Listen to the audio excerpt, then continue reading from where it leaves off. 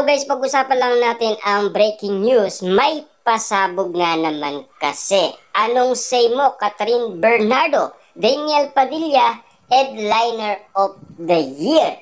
At ito ang pinag-uusapan. Galing umano sa pagbabardagulan ng mga fans ni Daniel Padilla at Catherine Bernardo sa kanilang suggestion dahil sa kanilang idolong sina Daniel Padilla at Catherine Bernardo. Nagpapatuloy pa rin ang kanilang bardagulan dahil sa kanilang sinusuportaan na artistan tulad ni Daniel Padilla at Catherine Bernardo. Ayaw magpatalo ng kabila at ayaw din naman kasing magpatalo ng kabila dahil sa mga nangyayari umano sa kanilang sinusuportaan na artistang tulad ni Daniel Padilla at Catherine Bernardo. Siyempre, yan kasi ang mga nangyayari sa kanilang idolong si Daniel Padilla at Catherine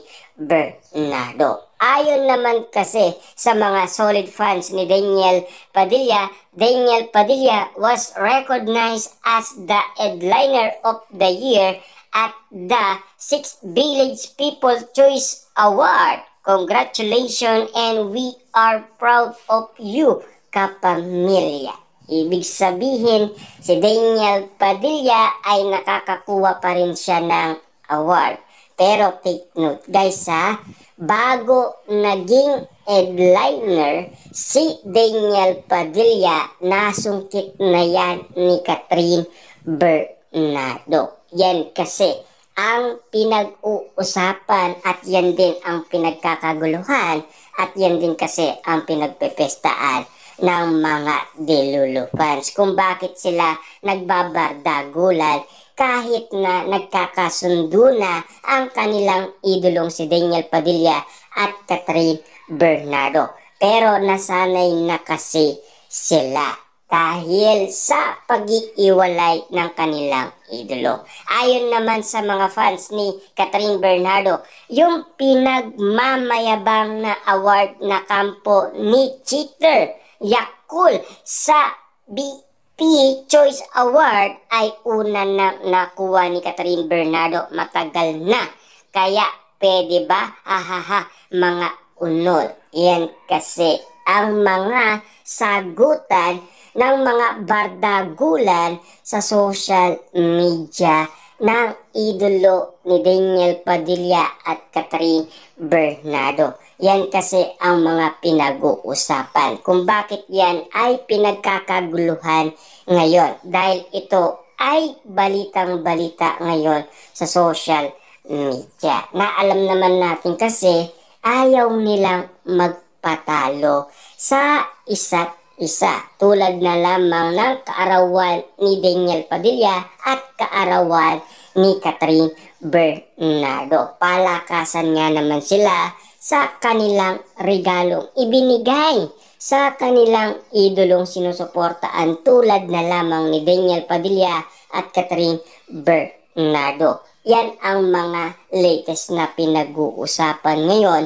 sa social media. Pero nagulat din sila kung bakit nanahimik din sila pansamantala dahil sa mga latest na balita na sinusuot nila ang mga regalo nila sa isa't isa na akala kasi ng mga Delulu fans, ng mga Katniel fans, minumulto daw sila ng Katniel dahil nga naman kasi sa throwback na mga kasuotan na ginagamit nila. Kaya nga naman kasi akala ng mga Delulu fans ay hindi daw totoo kasi minumulto lang daw sila kasi parang mali yata ang nakikita nila.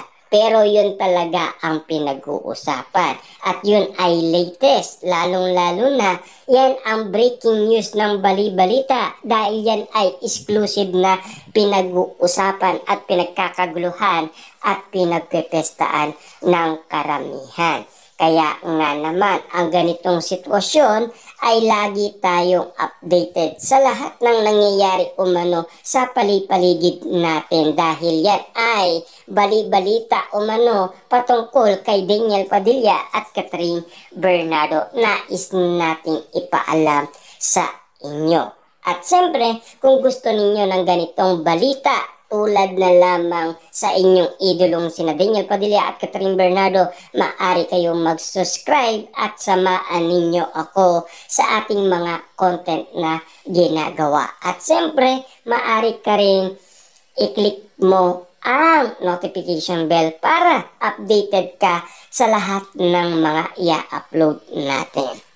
Lalong-lalo na, pwede ka rin mag-comment down below at kung ano ang masasabi mo sa pagiging bardagulan ng mga fans ni Catherine Bernardo at Daniel Padilla dahil ayaw nilang magpatalo sa isa't isa. Ang gusto nila, waging-wagi sa kanila ang kanilang idolo. Yan kasi ang mga pinag-uusapan at yan din ang pinagkakaguluhan at yan din ang pinagpepestaan ng karamihan.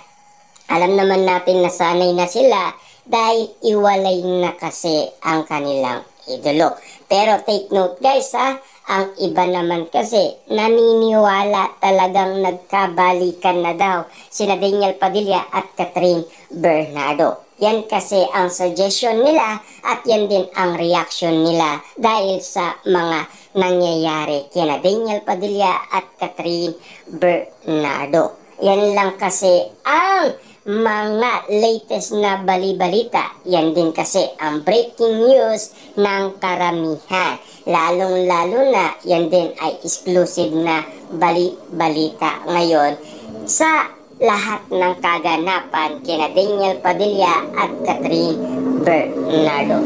Simula nga naman kasing nagpaparamdam sila sa kanilang mga fans, bigla nga naman silang nanahimik. Pero dahil nagka-award nga naman itong si Daniel Padilla, muli na naman silang nag-iingay sa social media. At siyempre, patuloy pa rin ang kanilang bardagulan. At ayaw nga naman kasi nilang magpatalo sa isa't isa.